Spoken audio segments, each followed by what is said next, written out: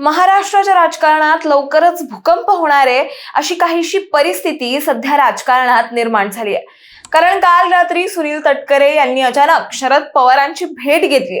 त्यावर ते म्हणाले की ही भेट फक्त तब्येतीची विचारपूस करण्यासाठी भेटलेली, परंतु गेल्या काही वर्षात शरद पवारांची बऱ्याचदा तब्येत बिघडली तेव्हा कधी तटकरे त्यांना भेटायला गेले नाही आणि अचानक जेव्हा त्यांचं पक्षात महत्व कमी कमी होऊ लागलं तेव्हा ते त्यांना भेटायला गेले. हीच गोष्ट काही फार कोणाला रुचली नाही बरं का. त्यामुळे सगळ्यांनाच आता प्रश्न पडलाय, हे फक्त तब्येत विचारायला गेले होते की काहीतरी मोठं शिस्त आहे? याबद्दलच आपण सविस्तर जाणून घेणार आहोत या व्हिडिओच्या माध्यमातून. दरम्यान चॅनलवर नवे आला असाल तर इकडे खाली दिसत असलेल्या सबस्क्राईब बटनवर लगेच क्लिक करा. तसं बघायला गेलं तर अजितदादा गेल्यापासूनच पक्षात अंतर्गत वादविवाद सुरू झाल्याचं समोर आलं.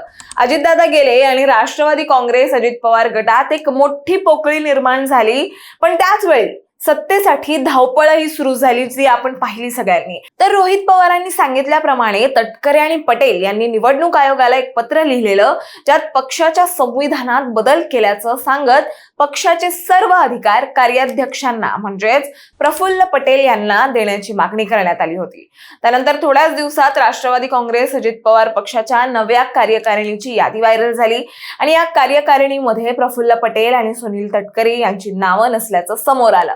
आता हे पाहून राजकीय वर्तुळात हलकल्लोळ माजला आणि अजितदादा जाताच पक्षाचा ताबा स्वतःकडे घ्यायचा होता असा थेट आरोपही रोहित पवारांनी केला होता.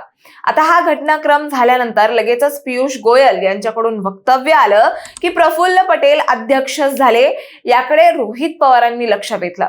तर हे सिद्ध करतं की पटेल आणि तटकरे यांना पक्षावर ताबा मिळवायचा होता असा आरोप त्यांनी केलाय.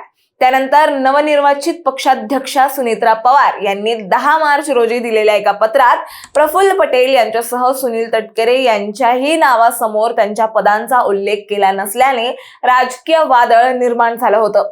आणि त्या पाठोपाठ 29 एप्रिलला सुनेत्रा पवार यांनी नवपत्र देत पटेलांचं राष्ट्रीय कार्याध्यक्ष पद काढून घेतल्याचं पाहायला मिळालं. आता येतो सध्याच्या घडामोडीचा अत्यंत महत्वाचा भाग.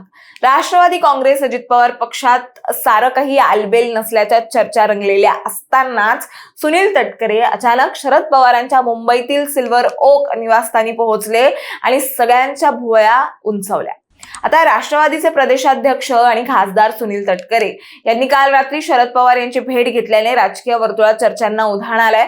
मात्र शरद पवारांसोबतची भेट ही फक्त तब्येतीची विचारपूस करण्यासाठीच होती असं सुनील तटकरेंनी स्पष्ट केलं. परंतु आता शरद पवार गटाचे आमदार रोहित पवार यांनी खळबळजनक दावा केलाय.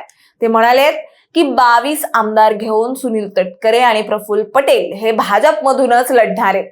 आता एकनाथ शिंदेच्या पक्षाचे देखील काही आमदार भाजपच्या गळाला लागलेत असा दावा रोहित पवारांनी आज पत्रकार परिषदेत घेऊन केला. यावरूनच एक लक्षात घ्या, तटकरे पटेल हे दोघे पक्षात नाराज आहेत.